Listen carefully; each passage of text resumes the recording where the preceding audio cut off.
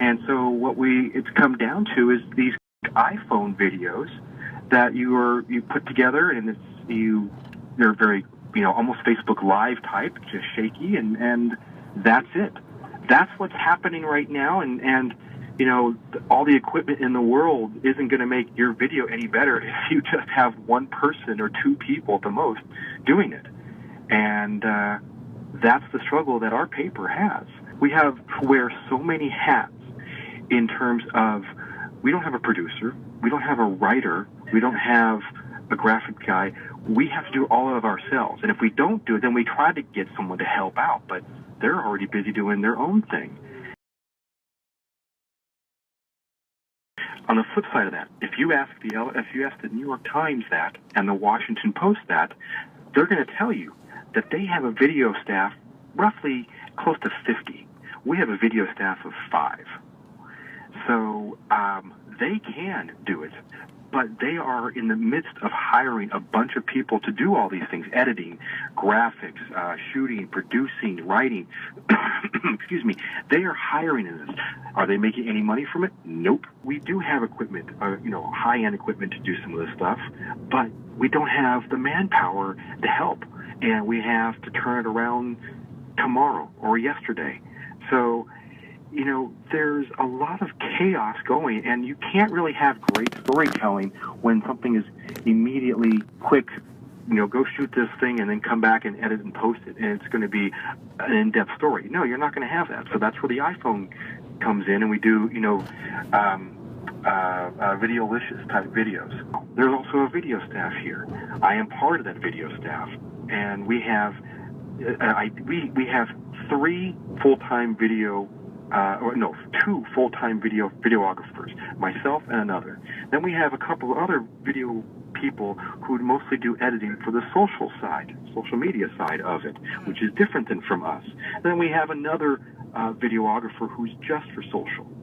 So when I say we have a staff of 5, really there's a staff of 2 in my department that are hired and specifically meant to shoot and edit video. So we being the video department, and everyone here knows this, we're understaffed, and there is constant demand for video, and no one can produce it because we don't have the manpower to do it. New York Times or Washington Post, I'm not sure which, but they eliminated their video staff. They completely folded it. And then they were trying to do these other videos, and they realized that wasn't working. And now they're going back, but they're really beefing it up a lot more than what it was before. And they really are putting a lot of effort into it. However, what those videos that they're producing are not daily type videos. They are project, they are investigative, they are, feature-y, storytelling videos that are going to be, more than 60 seconds long. With this generation of people, the attention gets shorter and shorter, especially when there's so much competition out there to try to get eyeballs on their videos. And see, that's the other thing, is that you have a mixture of old school and new school thought. And not to say that old school is completely obsolete, they do have a good point on the way things should be done. New school has new ideas, but they just think their idea is the best, and they don't try to incorporate old school to make something work. And so that's why, in my opinion, we have 2 separate departments that shoot video, one for video and one for social.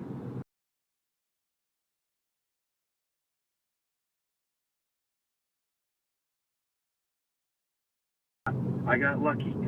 Honestly, I got lucky, because you're not the first person to ask me that, and I'm not going to lie and say, oh yeah, I have, 25 degrees in the highest journalism you can ever think of. No, I got lucky with where I am. But I can definitely say that, if you know your craft, you need to really know your craft. You will get hired eventually at some place that needs you and that you will want to be at. Don't just know how to storytell. Know the technical side of certain things, of cameras, of audio, how to do audio. Audio is so important. The way you record audio is so freaking important. None of this camera mic crap. Make sure you understand audio on that. Then learn how to interview.